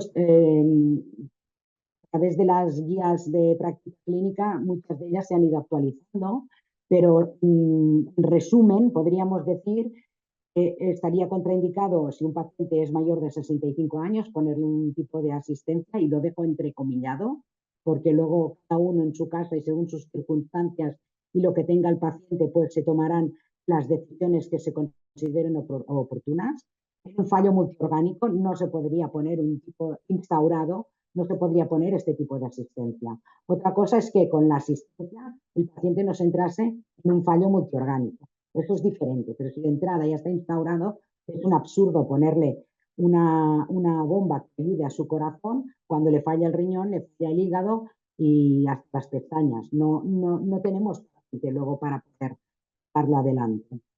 Una sepsis activa, bueno, pues también lo pondríamos un poco en entrecomillado en su sentido, porque si lo que va en una sepsis, si el paciente tiene una infección que está activa, aún no le han hecho efecto los tratamientos antibióticos sean, nosotros además le añadimos un organismo, un material exógeno, pues vamos a complicarle aún más todo el proceso infeccioso que tiene el paciente. Un accidente vascular cerebral reciente tampoco estaría contraindicado, porque si el paciente tiene un accidente vascular cerebral, no sabemos o la gravedad o la afectación de este accidente vascular cerebral, y ponerle este tipo de dispositivos pues tampoco ayuda. A lo mejor no tenemos paciente la gravedad del accidente vascular cerebral. En el sangrado gastrointestinal, pues también sería una complicación relativa, pero tenéis que pensar que si tenemos un dispositivo que va a ayudar a su corazón a latir y que se tiene que llenar de sangre, si tenemos un escape por otro lado, vamos a tener un problema de volumen muy importante y entonces igual nos quedamos también sin paciente. El paciente no tendría salida o no iría lo bien esperásemos. El embolismo pulmonar reciente también sería una contraindicación. Un shock cardiogénico instaurado, entrecomillado, y tiene que ser un shock cardiogénico muy avanzado y que realmente ponerle este tipo de dispositivos fuera a aguantarlo a que llegue al trasplante. No, igual no tenemos tampoco paciente para poder trasplantar. Las complicaciones, todas las podéis imaginar, no deja de ser un dispositivo externo, se coloca por vía tracotomía, tiene que hacerse, normalmente se hace en quirófano, aunque podéis ver cosas muy extrañas en la UCI o en el hospital donde trabajéis. Hay que hacerse en quirófano, en ambiente aséptico, porque este tipo de asistencias se colocan por vía central, es decir, todos los tubos, los catéteres que van a ir colocados dentro del corazón, dentro del ventrículo, para sacar la sangre y retornarla, tienen que colocarse vía esternotomía, porque las cánulas, los catéteres, van colocados directamente en aurícula derecha y vena pulmonar, si fuera una asistencia derecha, y en aurícula izquierda, aorta, si fuera una asistencia izquierda. Y la única forma que tenemos de acceder tanto a la arteria pulmonar como a la aurícula izquierda es haciendo una esternotomía, ¿vale? el sangrado. Por lo tanto, como es una estenotomía, el paciente nos puede sangrar lo que queramos. Y además, como va a llevar 4 suturas directas en el corazón, pues puede que alguna de estas suturas no esté bien atada o de algún problema o haya quedado algún agujerín y por allí no sangre. Puede haber un fallo del ventrículo derecho. ¿Qué quiere decir? Si la asistencia ventricular es izquierda, a la hora de instaurarla, si no vamos con cuidado, podemos repercutir sobre el ventrículo derecho. Seguro que el paciente ya lo tiene entre Pinto y Valdemoro, porque cuando a un paciente le falla el ventrículo izquierdo, según las horas o los días o la evolución de ese fallo, se va a repercutir en el ventrículo derecho. Embolismo aéreo, y además será masivo y con consecuencias nefastas. ¿Por qué? Porque tenemos unos catéteres metidos dentro del corazón. Si uno de ellos se suelta, catéteres muy gordos, del diámetro de una moneda de 50 céntimos de euro. ¿Y qué va a pasar? Si eso se suelta, allí nos va a entrar aire y en el momento en que el corazón eyecte, el derecho o el izquierdo, pues eso va a embolizar hacia el paciente y tiene consecuencias muy malas. Tromboembolismos, igual, son dispositivos que se colocan inicialmente con un cierto grado de heparinización del paciente hasta que éste está estabilizado. Luego la heparina puede llegar a retirarse. Por lo tanto, todo lo que sería la zona de alrededor de los catéteres que están metidos dentro del corazón puede generar una serie de pequeños trombos y eso con el propio latido, con la propia compresión que hacen los dispositivos ventriculares, pueden soltarse y provocar tromboembolismos. Infección, porque no deja de ser un cuerpo extraño, tenemos toda una serie de heridas en el tórax, entonces es una puerta de entrada de bichos. Disfunción multiorgánica, pues porque la asistencia no está bien sincronizada o porque a lo mejor ponemos la asistencia, empezamos por la izquierda porque lo que le falla es la izquierda y como el derecho ya está entre Pinto y Valdemoro, estamos y esperamos y al final cuando queremos ponérselo ya está el paciente en una disfunción multiorgánica. Tenéis que pensar que estos dispositivos, de tomar la decisión de ponerlos, cuando yo empecé colocaban pues como si fuera agua de Lourdes, ¿no?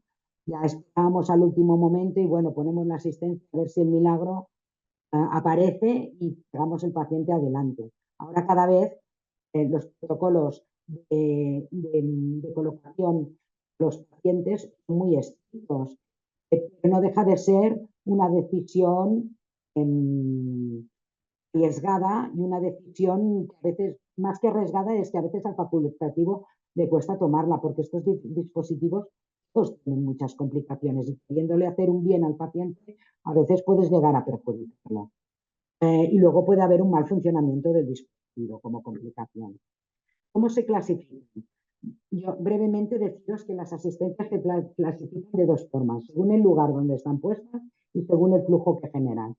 Según el flujo que generan pueden ser de flujo pulsátil, eso quiere decir que lo que sería el sistema de asistencia, que luego os enseñaré luego vendrán las fotos, tiene unas válvulas dentro y entonces actúa como si fuera el ventrículo, ¿no? Generando una sístole y una diástole, una sístole y una diástole. Estas de flujo pulsátil pueden ser para tratamientos a medio plazo o a largo plazo, en función de lo que necesite el paciente.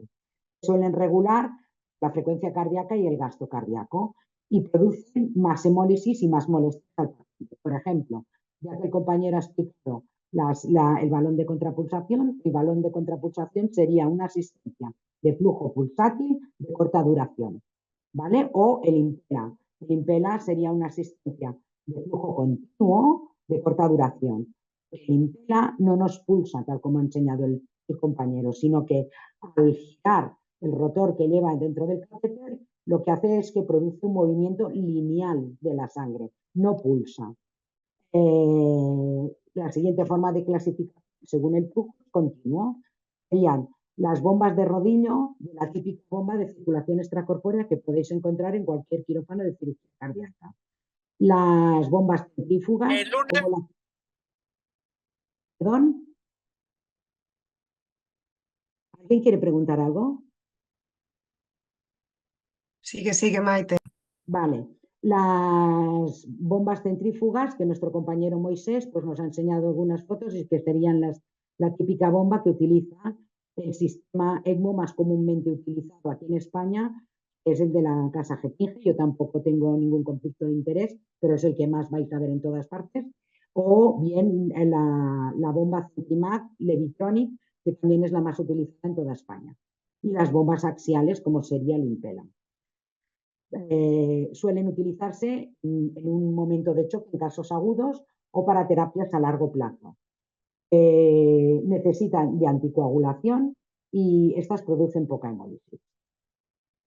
Ejemplos de bomba de flujo continuo. Bueno, pues aquí en la imagen tenemos un carrito de una bomba Levitronic Centrimac en la que esta campana de aquí genera un flujo continuo. La sangre entra por aquí y al conectar una pieza metálica que tiene dentro con el rotor se genera un campo magnético, lo que va a recibir energía corriente de la consola, pues va a generar el movimiento de la sangre y va a hacer que por aquí entre, la chupe y por aquí la eyecte, la expulse.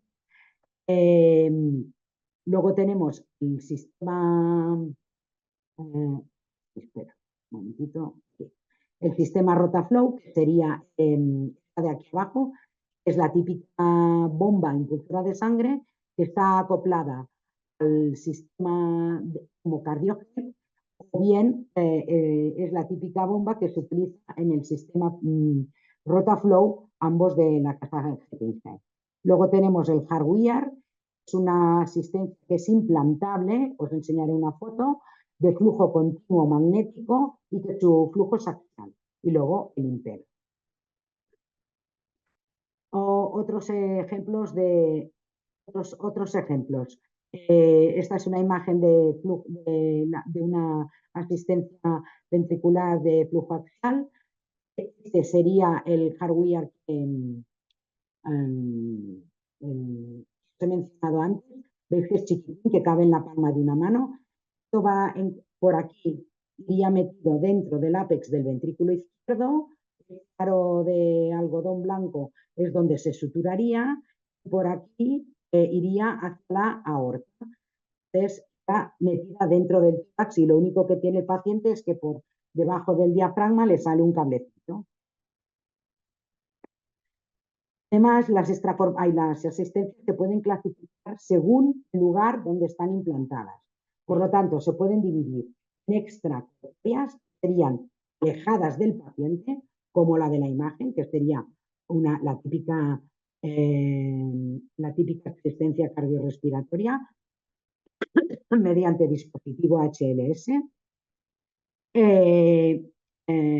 Y por lo tanto, estas asistencias, aunque esta es extracorpórea y sí que te permite mover al paciente, pero la mayoría de ellas no te permiten movilizar al paciente, porque moverlo es un suicidio. Y es más, tienen más riesgos que beneficios. Las paracorpóreas, que serían las que están fuera del tórax, están muy enganchadas a él, como por ejemplo sería la asistencia ventricular tipo Berlin-Hart.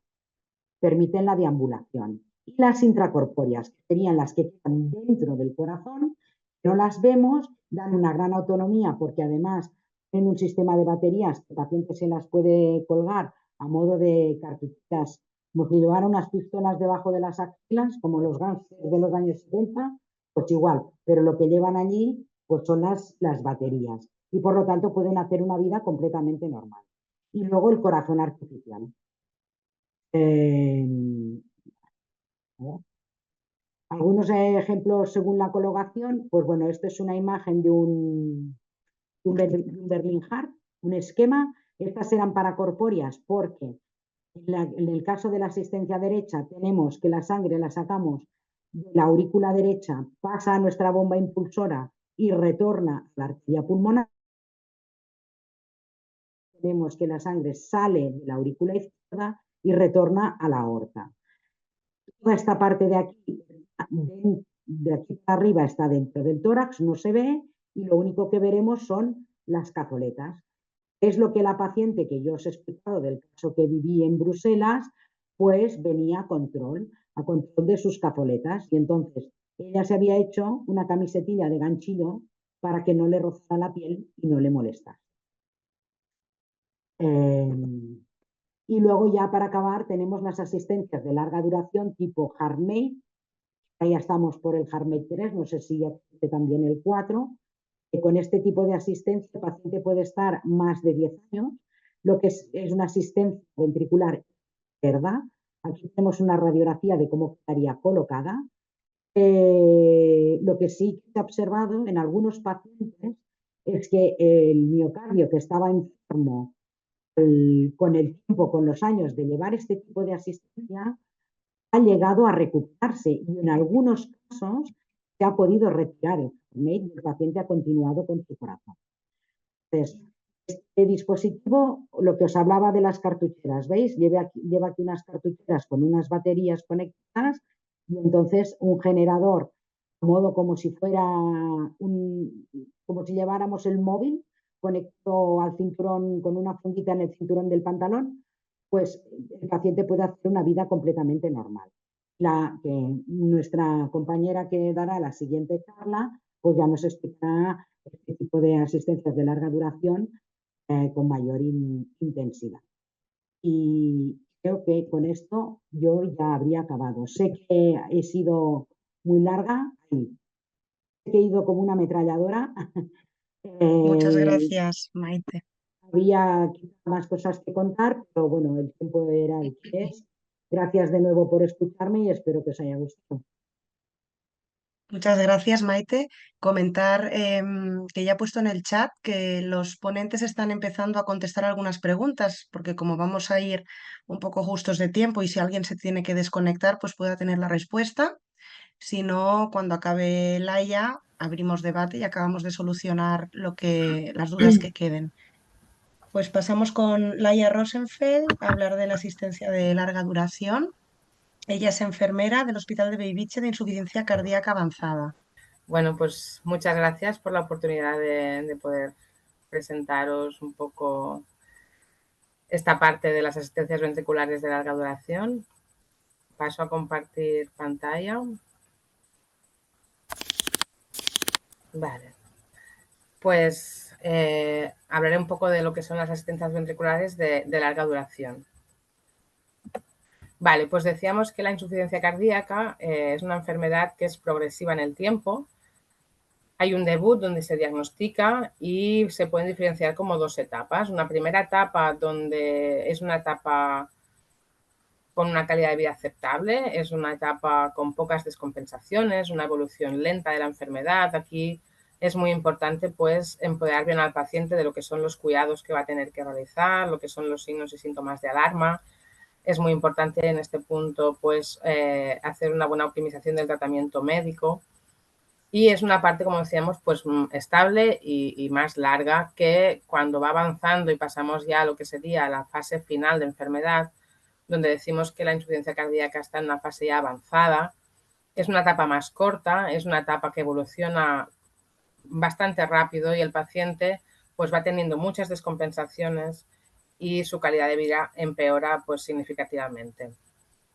Si nos fijamos en el cuadro de la derecha, vemos un poco lo que es la escalera de tratamiento en los pacientes de insuficiencia cardíaca y en la parte final, esta parte naranja, serían pues el tratamiento indicado en esta fase ya más avanzada, ¿no?, de la enfermedad. Como último escalón estaría el trasplante cardíaco, que sería el tratamiento final del paciente con insuficiencia cardíaca.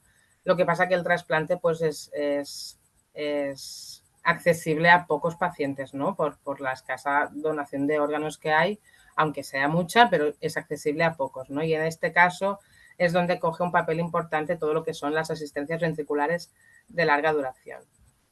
Para entender un poco más este paciente, diremos que los pacientes con una insuficiencia cardíaca avanzada son esos pacientes que tienen dos o más descompensaciones que requieren visitas a urgencias o hospitalizaciones en el último año. Tienen un progresivo deterioro de lo que es la función renal, una pérdida importante de peso sin que haya otra causa. Empiezan a estar hipotensos, tensiones sistólicas por debajo de 90, con lo que intoleran lo que es el tratamiento neurohormonal, ¿no? Intoleran lo que son los IECAs, los ACNIs, beta bloqueantes y hay que muchas veces incluso desescalar ese tratamiento. Presentan una clase funcional 3-4, disnea persistente, que esto les limita mucho en sus actividades básicas de la vida diaria, disnea en pocos esfuerzos o incluso disnea en reposo. Escalada constante de diuréticos para poder mantener una volemia adecuada, es decir, que ellos van requiriendo de ir subiendo el diurético en varios momentos para evitar pues, esta congestión, disminución del sodio y en muchos de ellos pues, frecuentes descargas de DAI. Explicaba un poco todo eso para contextualizar lo que es el paciente, ¿no? Nos encontramos con un paciente que está en una fase final de enfermedad, en esa insuficiencia cardíaca en fase terminal, donde los pacientes tienen síntomas graves de insuficiencia cardíaca con un mal pronóstico a corto plazo, sin una alternativa al tratamiento, sin alternativa de tratamiento, y si no hay contraindicación, pues este sería el paciente candidato a un trasplante o a un dispositivo de asistencia ventricular de larga duración. Y bueno, Maite os ha explicado un poco, yo solo una pincelada. Una asistencia ventricular, como lo definen las guías, sería una serie de tecnologías que son utilizadas para ofrecer a una asistencia, ya sea a corto plazo o a largo plazo. A corto plazo en esos pacientes con una insuficiencia cardíaca más aguda o pacientes con insuficiencia cardíaca crónica o incluso a veces también aguda, pues que no se pueda, que no respondan, que no hagan respuesta a este tratamiento estándar que llevan, ¿no? Y en ese cuadro lo que vemos es un poco un esquema de lo que serían las asistencias ventriculares de larga duración. Hay diferentes tipos según las características de la misma. Tenemos asistencias ventriculares de larga duración con flujo pulsátil, que os decía, que pueden ser paracorpóreas, serían las que están fuera del cuerpo. En este caso tendríamos neumáticas tipo Lexcor. El Lexcor se había utilizado bastante, ya que una de sus ventajas es que nos podía dar asistencia al ventrículo izquierdo, al ventrículo derecho o a ambos. Actualmente está bastante en desuso en lo que es el paciente adulto, porque en el paciente pediátrico se sigue utilizando bastante. Estarían las de flujo continuo intracorpóreo, están dentro del cuerpo y se podrían dividir entre las centrífugas o las axiales. Como centrífugas tendríamos el Heartmate 3, que es el más utilizado hoy en día como asistencia ventricular de larga duración y es del que os voy a hablar hoy. El Heartware, que actualmente ya no está comercializado aquí en España. Y axiales podríamos tener el Heartmate 2, el Incor o el Jardic. Y como flujo pulsátil intracorpóreo y a diferencia de los demás nos da una asistencia a los dos ventrículos a la vez, tendríamos el Syncardia, que se conoce como el nombre de corazón artificial total, ¿no? En España se han puesto dos y bueno, a la espera. La ventaja de este dispositivo es que nos permite dar asistencia a los dos ventrículos en caso de que haya disfunción biventricular.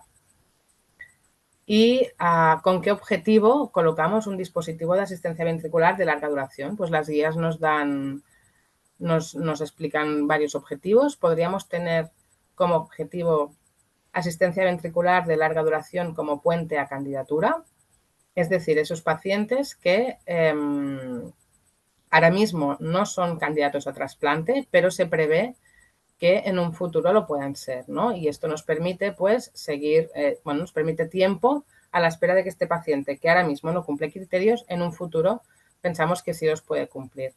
Por ejemplo, sería un paciente con una hipertensión pulmonar irreversible o un paciente, por ejemplo, con una neoplasia que no se pueda considerar a día de hoy curada, ¿no? Pero que con el paso del tiempo, a los 3-4 años, pues el paciente pues ya ha remitido completamente de la neoplasia, entonces ya podría ser candidato a trasplante. Este dispositivo le permite pues llegar al objetivo, ¿no? Como puente a trasplante en aquellos pacientes que tú prevés que puedan estar mucho tiempo en lista de espera. Por ejemplo, un paciente con un grupo sanguíneo, pues que prevés tú que va a costar encontrar un corazón de estas características. O un paciente pues muy corpulento, muy alto, muy grande o muy pequeño, ¿no? Que tú prevés que va a pasar mucho tiempo en lista de espera esperando el órgano y la máquina, este dispositivo, le permite estar en la lista de espera y llegar con las mejores condiciones al trasplante. Otro objetivo podría ser como terapia de destino, aquellos pacientes que ahora mismo, aquellos pacientes que no cumplen criterios para recibir un trasplante, no son candidatos a trasplante, la máquina lo que les va a dar es años de vida y calidad de vida. También las guías definen el puente a puente y otro sería el puente a recuperación, que no son tan habituales. Así pues, en este caso, la foto que vemos es de un HeartMate 3, asistencia ventricular de larga duración, en las siglas en inglés es LVAD, de Left Ventricular Assistant Device, y en este caso el HeartMate es una bomba centrífuga, tiene un flujo continuo y se coloca en el ápex del ventrículo izquierdo y lo que hace es coger la sangre, impulsarla con fuerza a la aorta para que desde allí pues, pueda llegar a todos los órganos y tejidos y nutrirlos de forma correcta. Y centrándonos en el HeartMate 3, que es el dispositivo de asistencia ventricular de larga duración que más se está poniendo ahora mismo aquí en España, pues como veis en la foto, en el número 1 tenemos la bomba, esa bomba que es centrífuga, que nos puede dar hasta 10 litros minuto, que veis que de la bomba sale el número 2, que sería el cable percutáneo, también conocido como driveline, que lo que hace es conectar esa bomba a un controlador externo. Este controlador externo a la vez está conectado a dos fuentes de alimentación. En la foto lo que vemos en el número 4 son dos baterías. Deciros que el cable percutáneo pues tiene salida a través del abdomen. ¿Vale? El monitor es el que tenemos en el hospital, que nos permite pues configurar las alarmas, la velocidad y ver en tiempo real lo que nos está, cuando conectamos al paciente, lo que está dando a tiempo real los parámetros, ¿no? Nos permite ver el flujo, la velocidad de la bomba, que la velocidad de la bomba es el único parámetro que nosotros podemos programar, la potencia y el índice de pulsatilidad en el caso del HeartMate 3, ¿no? Este monitor ha de estar siempre conectado y tenemos por otro lado el controlador y las baterías. En el controlador tenemos una pantallita pequeña con un botón que nos permite ir pasando por las pantallas. Eso es lo que tiene el paciente. Aquí no se pueden modificar ningún dato, pero sí visualizarlos. Nos puede dar, ¿no? El paciente puede ver pues las revoluciones, el flujo, el índice de pulsatilidad y la potencia.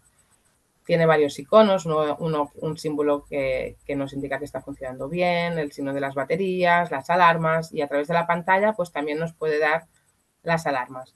Que eso es un poco más complejo, no lo he explicado, pero no lo voy a explicar hoy, pero básicamente las más importantes serían las alarmas de bajo flujo, que podrían ser pues por algún sangrado activo, por hipotensión, y el paciente lo que tiene que hacer es avisar y beberse un vaso de agua para intentar reponer un poco de volemia. Y el de mal funcionamiento de la bomba, si alguna cosa no funciona bien, pues bueno, cualquier alarma que haya nos vendrá visualizado en este controlador y el paciente sabrá actuar porque estará muy empoderado de lo que tiene que hacer en ese momento.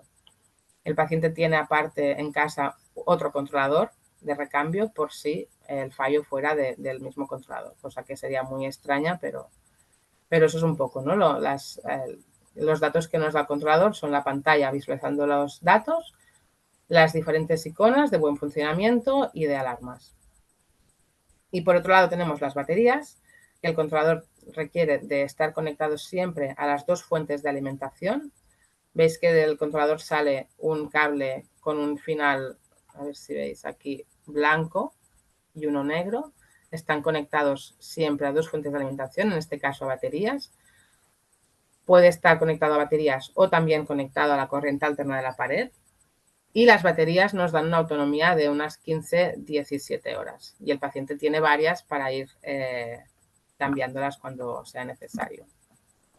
En relación a las principales complicaciones y un poco para ver un poco los cuidados que prefieren sus pacientes, pues tenemos esta gráfica que os he puesto aquí, que es del registro Intermax, que lo que mira son las principales complicaciones de pacientes con dispositivos de asistencia ventricular de larga duración a nivel internacional, ¿vale? Esta foto es un poco antigua, pero nos permite ver pues, que las principales complicaciones son por la infección, fallo de ventrículo derecho, complicaciones neurológicas de mal funcionamiento y un poco lo que nosotros vamos a hacer para evitar estas complicaciones es lo que os voy a explicar ahora. A nivel para intentar evitar complicaciones neurológicas, que podrían ser pues, prevenir la hemorragia, el tromboembolismo o la trombosis del mismo dispositivo. Pues aquí es muy importante hacer un buen control de la presión arterial. Estos dispositivos son de flujo continuo, con lo cual no tenemos una presión sistólica y diastólica en la mayoría de los casos. Lo que tenemos es una presión arterial media. Y esta se mide a través de un ecodoppler y buscando una arteria, la radial, la cubital, la humeral. Y la cifra que nos va a dar, la cifra que vamos a tener, es esa presión arterial media, que debería estar entre 60 y 80 milímetros de mercurio. Aparte, este tipo de pacientes pues van antiagregados y anticoagulados con síndrome, con un INR objetivo de entre 2 y 3, ¿no?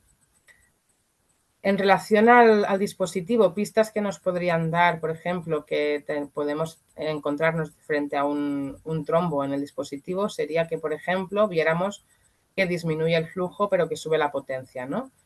Las revoluciones son fijas, pero para intentar dar un flujo constante o estable, la potencia está muy aumentada. Pues eso nos tendría que hacer pensar en que hay algo que está obstaculizando la luz, ¿no? Entonces, pues siempre es muy importante, aparte de leer los números, saberlos interpretar. Y en relación a lo que tiene que hacer el paciente, pues una dieta hiposódica para evitar la hipertensión arterial y una dieta correcta a nivel de potasio para evitar de antivitamina K, perdón, para evitar las fluctuaciones en el INR. En relación a la prevención del fallo derecho, pues lo que hay que intentar es mantener una volemia adecuada. Tiene que haber un equilibrio entre las entradas y las salidas. Son pacientes que muchas veces van con furosemida, pero aparte es muy importante que ellos hagan un control de lo que es la ingesta líquida. Nosotros les decimos que máximo 1,5 litros al día. Dieta hiposódica para evitar que este sodio haga que haga retención de líquidos.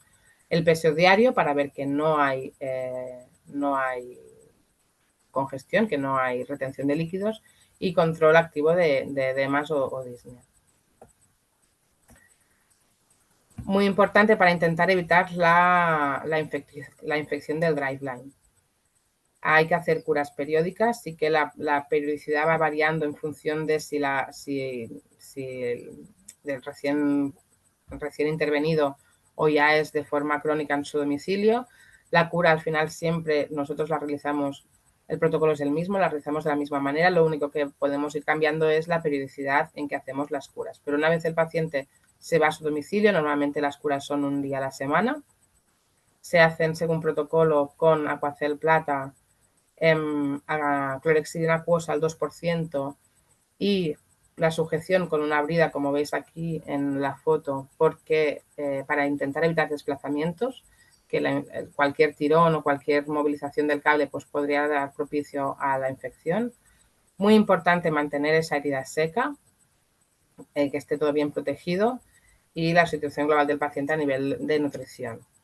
Aquí explicaros un poco que los pacientes pues no es que vengan cada semana al hospital, sino que hay un cuidador principal que es quien hace las curas en el domicilio.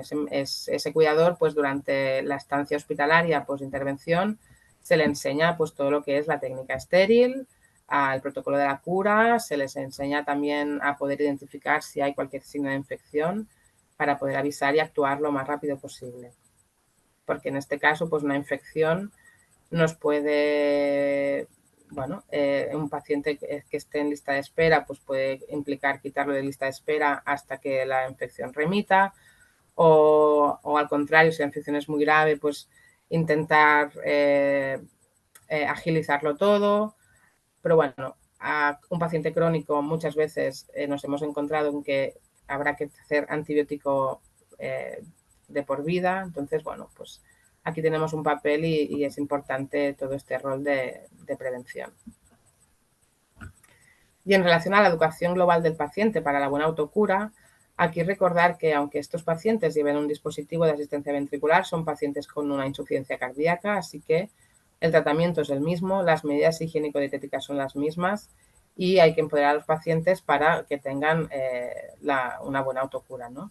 Entonces, son pacientes que tienen un gran conocimiento de lo que es su enfermedad, conocen todo lo que son los signos y los síntomas de alarma, son pacientes que se controlan de forma diaria, se pesan cada día, saben, bueno, hacen un seguimiento de lo que son las medidas higiénico-dietéticas, lo que decíamos de la dieta hiposódica, de hacer ejercicio, y eso es muy importante de cara a la evolución de estos pacientes con el dispositivo. Lo que son los signos y síntomas de alarma, pues si hay cualquier aumento brusco de peso, si hay un aumento de 1 kilo en un día, 2 kilos en 2 días, 3 kilos en una semana, pues estamos empezando a ver que este paciente puede estar empezando signos de congestión y habrá que actuar. Si aparecen edemas, si hay una disminución de la cantidad de orina, si presentan disnea con menos esfuerzo de lo que la presentaban anteriormente, que presenten autopnea cuando antes no la tenían, o un aumento de esa ortopnea, ¿no? Dormían con 2 cojines, ahora han de dormir con 4 porque si no les falta el aire. Tos irritativa, dolor en el pecho, cualquier signo de alarma, ellos tienen que avisar. Y quería acabar aquí con Carmen. Carmen es una paciente que lleva ya 8 años y pico ya con nosotros. Bueno, no, podría pasar desapercibido, pero en ese bolso blanco está su asistencia y esas son sus bodas de oro. Y ahora está perfecta, no ha hecho ningún ingreso desde el implante y se encontraba en una situación con una IC muy avanzada, con muchas descargas de DAI, y se había llegado a plantear incluso desconectar el DAI para que a la siguiente descarga pues no actuara, ¿no? O sea que imaginaros la vida de Carmen, cómo ha cambiado gracias a este tipo de dispositivos. Y muchas gracias por la atención y abierta a cualquier pregunta que tengáis. Si os Ahora. parece, José, Moy y Maite ha contestado alguna pregunta también. Si tenéis alguna pregunta para hacerle a Laia, que es la que acaba de terminar ahora. Si no, voy, mientras alguien te hace alguna pregunta, te hago yo alguna. ¿Cómo gestionáis en el hospital los ingresos que tienen estos pacientes con asistencia Germate, pero que tienen otro tipo de patología, que ingresan por otro tipo de patología?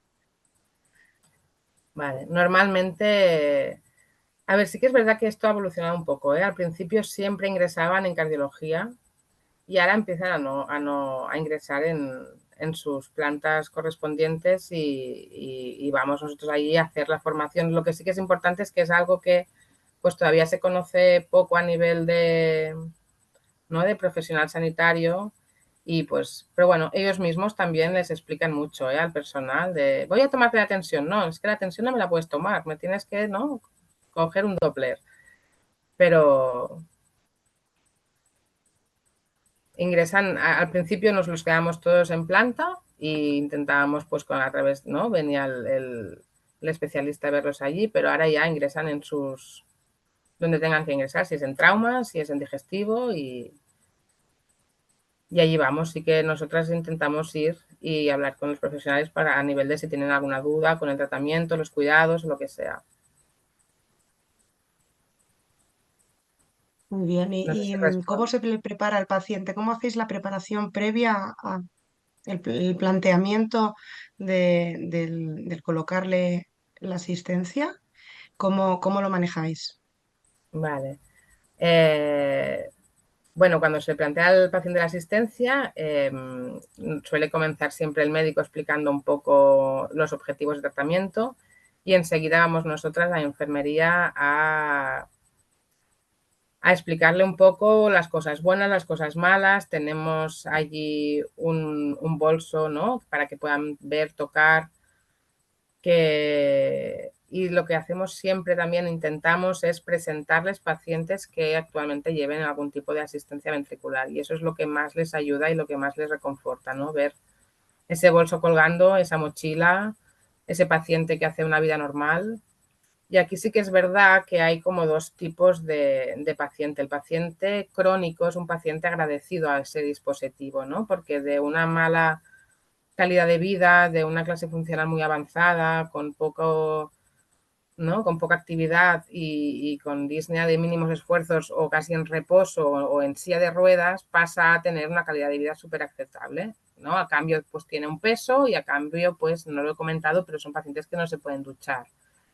Sí que el paciente agudo, ese paciente que ingresa por un infarto con una disfunción muy severa, que ya se va de casa, ya se va del alta, ¿no? Con ese dispositivo, a ese le cuesta mucho más aceptar el dispositivo, la máquina, ¿no? Este tiene mucha más negación durante un tiempo y bueno, hay que hacerle pues más ayuda y más acompañamiento, ¿no?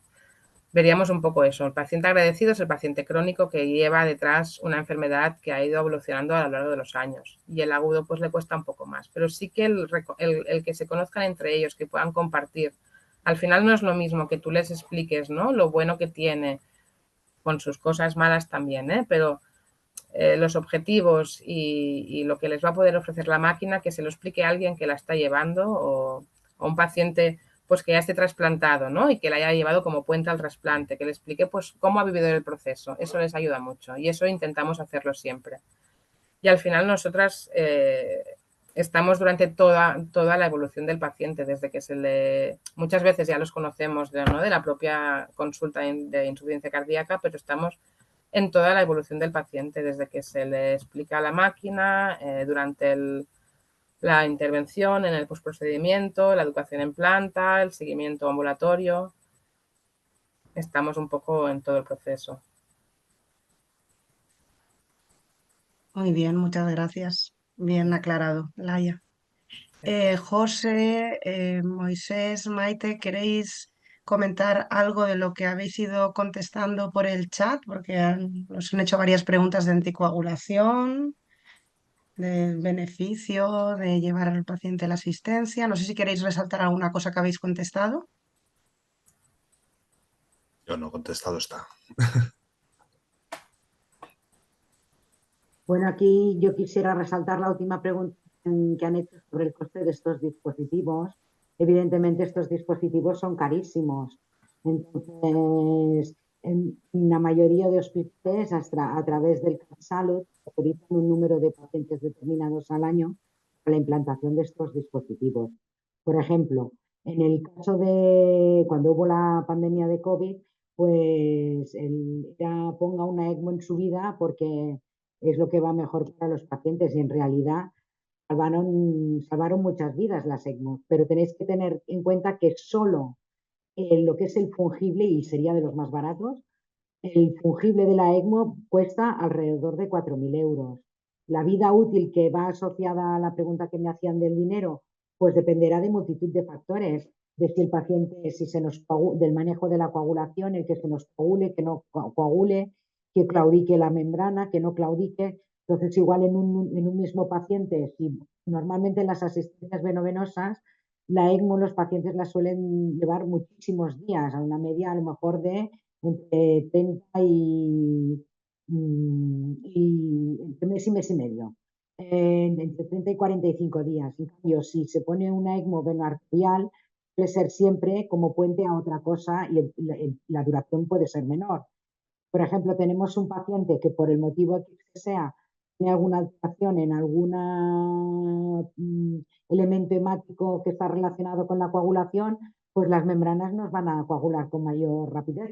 Y a lo mejor en un mismo paciente tenemos que poner 4, pues multiplica 4 por 4.000, pues lo que te sale.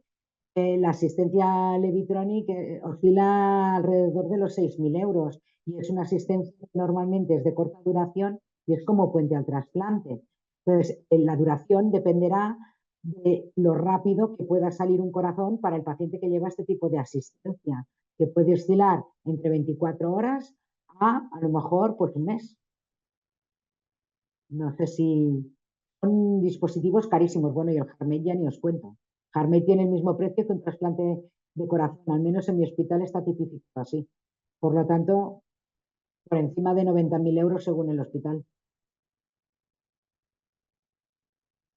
Evidentemente salvan una vida y para mí la vida no tiene precio. Para las administraciones tiene precio sus bolsillos más que la vida de los pacientes, ¿no? Pero no, los dispositivos no tienen, vamos, los que hiciera falta con tal de devolver la vida y la esperanza a una persona, ¿no? Yo me gustaría comentar una cosa que es el tema de que ha habido un par de preguntas y aprovecho que puedo contestar vía oral porque con teclados es más complicado. El tema del Impela y el bicarbonato. Sí que es verdad que había un Impela antes que llevaba dos sueros, pero ahora el Hermas así solo lleva, que es lo que os vais a encontrar, solo lleva un suero que es para el sistema de purga que he comentado, pero reconozco que he ido rápido. Entonces ese suero es para evitar, va en contra de la dirección de la sangre, es para evitar que entre sangre al motor, lo fastidie y se puedan generar trombos. Antes la casa comercial aconsejaba heparina, una dosis de 25 unidades por mililitro, que equivale a 25.000 unidades, en un suero glucosado, ¿vale? Eso no lo ponían, no lo aconsejaban por el tema de heparina y anticoagulación, simplemente porque la heparina junto con el suero glucosado elevaba el pH, ¿vale? Y esa elevación del pH ellos decían que evitaba precisamente que se anticoagulara el sistema, que es bastante fastidiado, pero bueno, que fastidiado que se coagule porque van a velocidades muy altas, pero puede pasar. Entonces, ¿qué pasa? A mí yo ponía el Impela y me iba para casa, pero ese se iba a la UCI. Y en la UCI ese suelo llevaba heparina y esa heparina entraba al paciente y los de la coro, claro, una complicación es el sangrado. Entonces, cada esa heparina que ponen para evitar que se trombose el sistema entraba al paciente. Entonces, por eso ahora, hace poco, ahora un año o así, han sacado la opción de poner bicarbonato en el suero glucosado, ¿vale? Que eso aún no se eleva más el pH, lo hace más alcalino y evita precisamente que se puedan formar trombos y matamos dos pájaros de un tiro porque entonces los de la coro o los de la UCI entran menos heparina al sistema purga y solo le ponen la heparina que necesite el paciente sistémicamente y evitamos más dosis de heparina innecesaria. Esto es lo que consiste el bicarbonato. Entonces se ponen 5 milicalentes por litro, que esto lo sé por la casa comercial, no me lo invento yo, que es lo que os van a decir, que equivalen a 12,5 mililitros de bicarbonato en un suero glucosa, sí, en un suero glucosado de 1 litro. Eso ya queda más claro ahora.